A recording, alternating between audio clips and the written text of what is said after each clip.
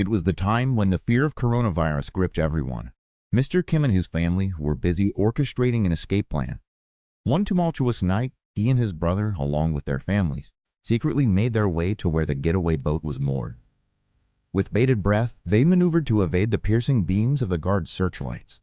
As they finally reached the boat, they carefully concealed their children with old grain sacks, ingeniously disguising them as bags of tools. With hearts pounding, they embarked on their journey toward South Korea. Who were they, and what were they fleeing from? You will know soon enough.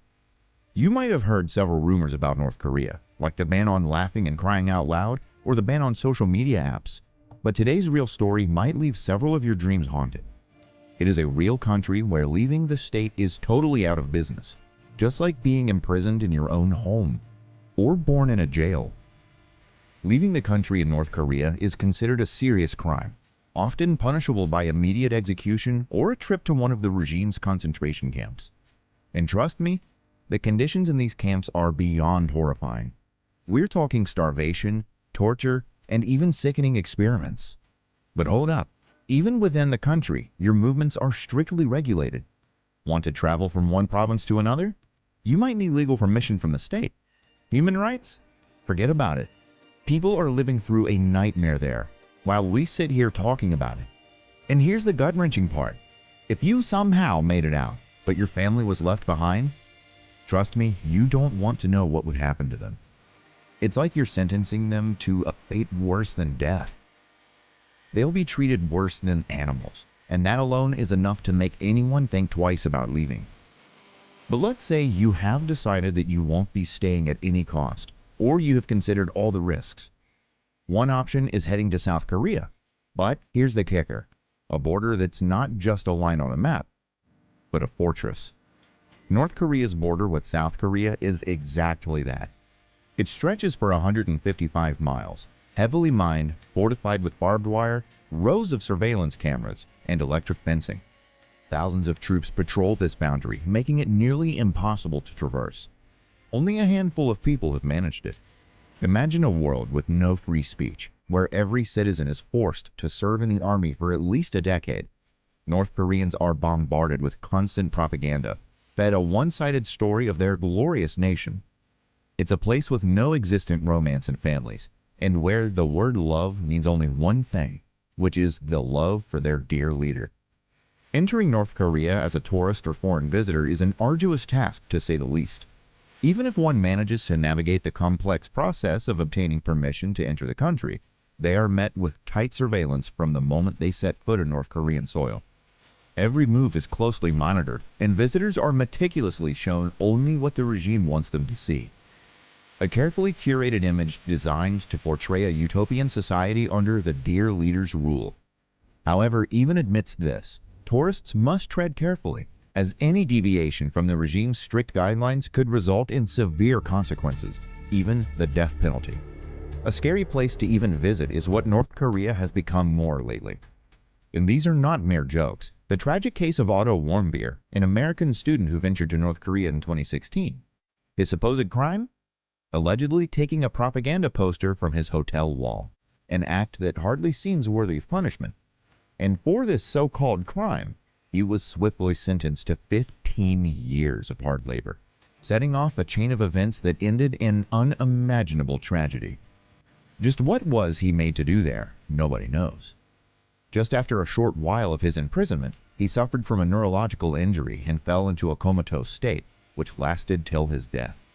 He never regained consciousness, and on investigations, it was found out he died because of some hypoxic injury to his brain, although there were no signs of skull fracture. What he was put through is a total mystery. Stories like Warmbier's serve as a sobering reminder of the risk associated with visiting such an isolated and authoritarian regime. They paint a vivid picture of a place where even the most innocuous actions can have dire consequences, leaving many understandably hesitant to explore its secretive depths.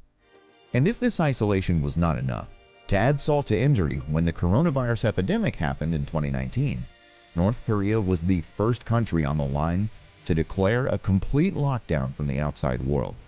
It slammed its doors shut tighter than ever before. Borders already guarded like Fort Knox were now under even stricter surveillance. Orders were issued to shoot down anyone who tried to cross the borders immediately. This had a serious impact on the number of defectors, the people who tried to escape from this horrible part of the world. Back in 2009, the number of defectors reached a total annual number of 2,914, but the impact of COVID-19 left numbers at only 67 in 2022. Ever wondered how North Korea manages such tight surveillance with its 4 borders? Well, it all boils down to its geographical location. To the south lies South Korea, which still considers all inhabitants of the Korean peninsula as its own. Sounds like an easy path to citizenship, right? Think again. As already discussed, the boundary separating the 2 Koreas is arguably the most heavily fortified border on the planet, making crossing it akin to attempting the impossible. Turning to the east and west, we encounter the vast expanse of the Sea of Japan and the Yellow Sea. Escaping by sea? Forget about it. Unless you happen to stumble upon a seaworthy vessel and enough provisions to sustain you, you'll likely find yourself facing off against the formidable North Korean Navy.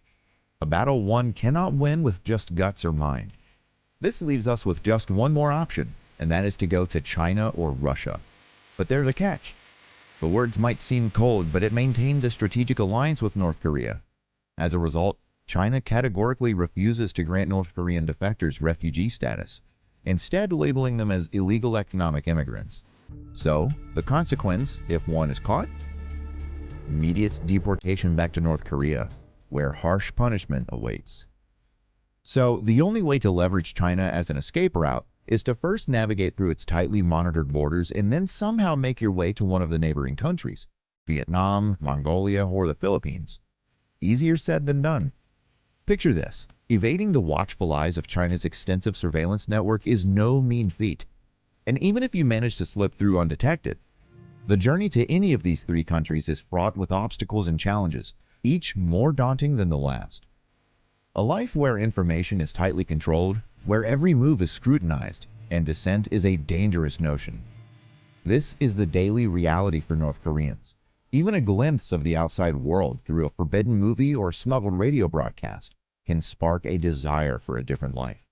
2 decades ago, slipping out of North Korea was a gamble, but an affordable one. Brokers back then might charge you a couple $1,000 to sneak you across the border to China and then on to South Korea. Freedom had a price tag, but it wasn't out of reach for the truly desperate. Now? Forget about it. Those same brokers want 10 times as much, a whopping 21 grand for one person. That's more than a decade's worth of wages for most North Koreans, who are lucky to see $2,000 in a year.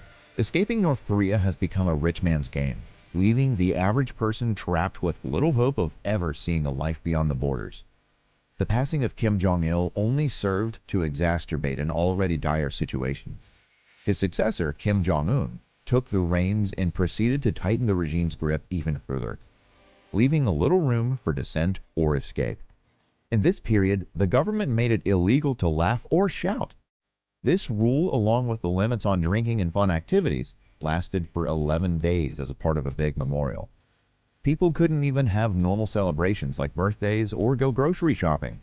If someone cried too loudly after losing a family member during this period, they could get in serious trouble. What about the social media? Are North Koreans not connected to the world? Unlike the openness of South Korea, North Korea has a tightly controlled internal network called Kwangmyeong. Think of it as a walled garden with state-approved content only. There's no Facebook, Twitter, or Instagram for North Koreans. So, social media as a tool for escaping planning or outside contact is practically non-existent. Cell phones are more common in North Korea than you might think. Estimates suggest millions have them. The good news is they can be used to communicate discreetly within North Korea, potentially aiding escape plans. The bad news is the government controls the network, Korealink. Calls and messages can be monitored, making it risky to discuss escape plans openly.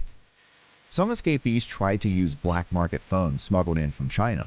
These offer a way to contact brokers or supporters outside of North Korea, but they're expensive and very risky. If caught, the punishment can be severe. Even religion isn't spared from the tight grip of regulation in North Korea. According to a recent International Religious Freedom Report by the U.S. State Department, a staggering number of 70,000 Christians are believed to be imprisoned in North Korea. What's even more harrowing is the fact that if you're found violating their strict religious terms, your entire family is subjected to punishment. A heart-wrenching example is that of a 2-year-old toddler sentenced to life in prison simply because his parents were found in possession of a Bible. Despite these immense risks, people still manage to escape. As the saying goes, where there's a will, there's a way. A total of 34,000 defectors have bravely made their way to South Korea, thousands to Europe, and another 200 to America, with these numbers steadily increasing each year. Yeonmi Park, a courageous woman, shares her powerful journey in a TED Talk. At the tender age of 10, her father was unjustly sent to a labor camp for what the regime deemed as illegal trading. In truth, he was merely trying to provide for his family by selling basic necessities like clogs, sugar, and rice. This injustice ignited a fierce determination within Yeonmi and her younger sister to break free from the oppressive regime. In her poignant account, Yeonmi paints a stark picture of life in North Korea. She reflects on how, growing up, the concept of love was synonymous with adoration for the dear leader, raised to believe that their leader possessed godlike abilities, including the ability to read their thoughts. North Koreans lived in constant fear and reverence. However, Yeonmi's perception began to shift when she scrutinized a picture of the dear leader and noticed his exaggerated size. Someone made her realize that the guy is actually fat and is not starving the same as them. This sensation alone was enough for her to realize what was happening. She explains the situation in North Korea by stating that if she were to see someone dying on the street right now, she would do anything to save that person. However, during her time in North Korea, witnessing people dying and dead on the streets didn't evoke any feelings within her. This wasn't due to being a psychopath, but rather because she had never learned the concept of compassion.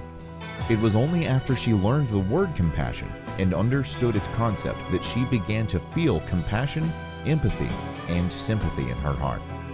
So let these journeys of these people who risked their lives for a better future for themselves and their future generations inspire us. Let the resilience embolden us, and let their quest for freedom ignite within us a renewed determination to stand in solidarity with those still yearning to break free. For where there's a will, there's always a way. To tear down the walls of oppression and build a future where all can live in dignity and liberty. Thanks for watching the video, and don't forget to subscribe to the channel.